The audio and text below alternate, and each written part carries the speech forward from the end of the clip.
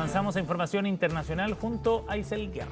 Isel, ¿qué tal? Sí, ¿cómo estás, Seba? Sí, durante esta semana vimos ataques por parte de Rusia contra el territorio ucraniano. Lo que ha ocurrido en estas últimas horas ha sido precisamente la respuesta de Ucrania precisamente a esas acciones militares y cada vez más profundo al interior del territorio ruso, atacando infraestructura crítica, como lo son, por cierto, allí la industria petrolera, y con algunas imágenes donde también da cuenta de ataques a edificios residenciales, según plantean las autoridades de Rusia durante esta jornada. Lo están viendo ustedes ahí en pantalla, parte de los registros que se han viralizado en estas últimas horas con este ataque ucraniano a gran escala, utilizando drones de largo alcance en varias regiones de Rusia, pero en específico con este registro que corresponde a Ryazan, donde también se reportan 4 personas fallecidas, entre ellos un menor de edad, sumado también a bombardeos y ataques a una refinería ubicada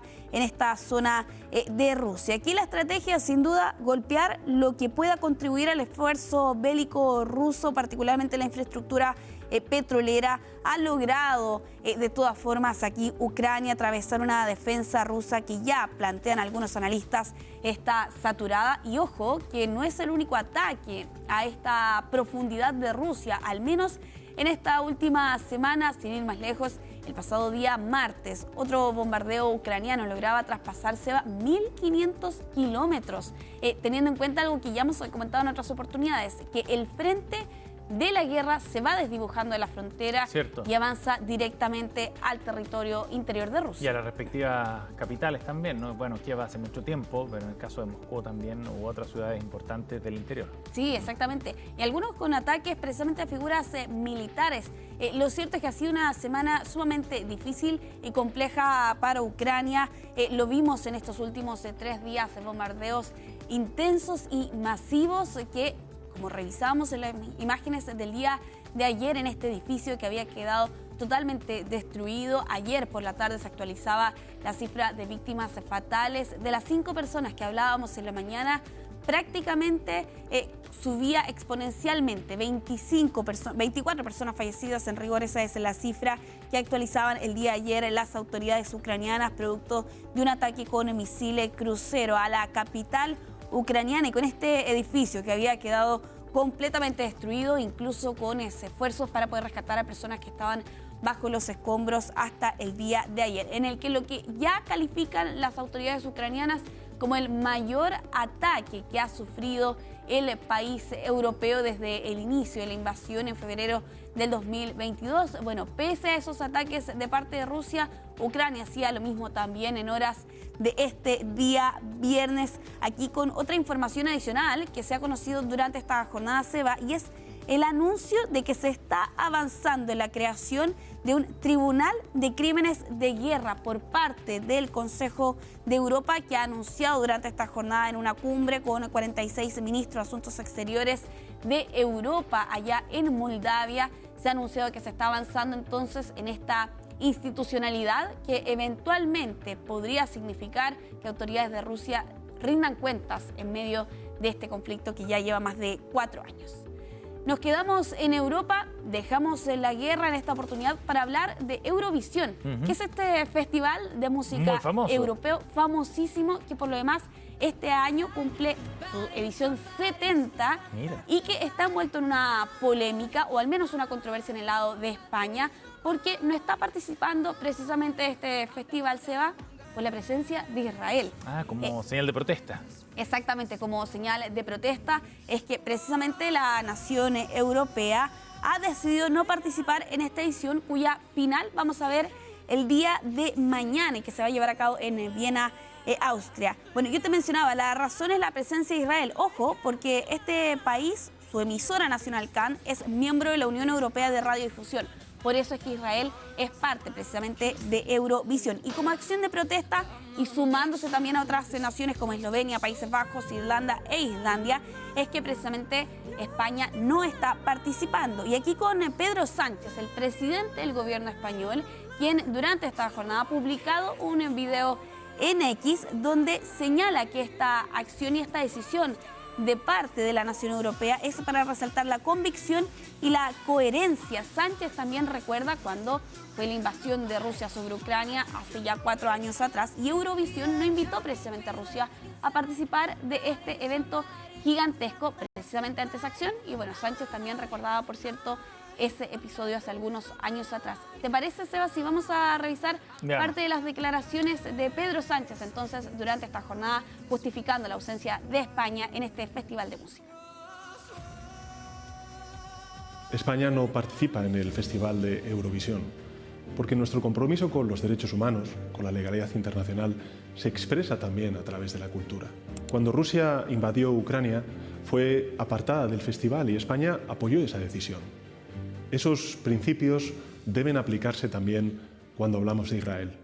No puede haber dobles estándares. Frente a la guerra ilegal y también el genocidio, el silencio no es una opción y no podemos permanecer indiferentes ante lo que sigue ocurriendo en Gaza y en el Líbano. Es una cuestión de coherencia, de responsabilidad y de humanidad. Bueno, lo señalaba Pedro Sánchez en esta declaración. No puede haber dobles estándares, haciendo alusión, por cierto, también a lo que ocurrió hace algunos años atrás con Rusia. Y el silencio no puede ser una opción. Señalaba entonces allí Pedro Sánchez en esta declaración en video que publicaba en sus redes sociales cuando van a pasar solo horas precisamente para la realización de la final de este festival, que es gigantesco, Seba. La verdad es que desde aquí, desde América Latina, quizás puede ser difícil de mencionar, por cierto, porque el presidente de un gobierno se referiría entonces en redes sociales a este tipo de ausencias, pero la verdad es que este festival ya está en su edición número 70, va a ser llevado a cabo durante este fin de semana y participan 25 países al menos en la realización de este evento y con algunas consignas, saliendo del aspecto político, Seba, sino más bien directamente de lleno con el festival. Aquí participan países que tienen que presentar canciones originales de no más de 3 minutos, que no pueden haber sido publicadas ni interpretadas públicamente antes de septiembre de 2025, con una voz en directo, sin posibilidades de sincronización labial ni autotune. Es parte de las consignas detrás de este festival. De las bases. Las bases, exactamente, las reglas, ¿no? Que van a enfrentar allí los competidores y que moviliza a millones de espectadores cada año cuando se realiza precisamente este festival, con polémicas incluidas y en este caso, por cierto, con la presencia y ausencia también de países. Siempre noticioso el Festival de Eurovisión. Exactamente. Vamos a estar ahí actualizando, por cierto, cuando sepamos por lo demás quién es el ganador, pero en el aspecto político, por cierto, con estas 5 naciones que han decidido restarse de este Festival de Música. Vamos a ir cerrando esta revisión internacional con estas imágenes, Seba.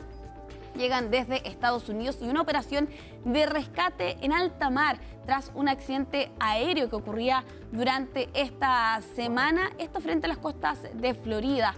Lo que ocurre es que una aeronave, un avión privado turbohélice bimotor, tuvo un accidente aéreo desde frente a las costas de Florida tras haber despegado desde las Bahamas el día martes por la tarde y activa una señal de localización de emergencia que es captada precisamente por la Guardia Costera. De casualidad, justo en ese momento estaba pasando un avión de búsqueda y rescate que estaba realizando una misión de entrenamiento. Ahí es cuando se inicia precisamente esta búsqueda y avistan a lo que estábamos revisando en las imágenes anteriormente, eran estas balsas salvavidas.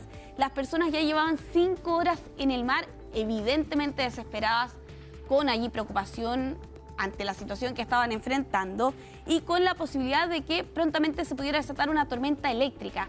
Para sumar más a este relato, Seba, lo que plantean las autoridades locales es que este rescate se completó cuando solo quedaban 5 minutos de combustible restante en una de estas aeronaves, que era la aeronave de rescate. Si no, tendrían que haber repostado en pleno vuelo o haber aterrizado de inmediato. Pero afortunadamente aquí, pese a todas estas condiciones de la posibilidad de una tormenta eléctrica, de que solo le quedaban 5 minutos de combustible a esta aeronave de rescate, finalmente lograron llegar a tierra y fueron trasladados hasta los hospitales. Oye, no la cuentan 2 veces. No, realmente no. Impresionante.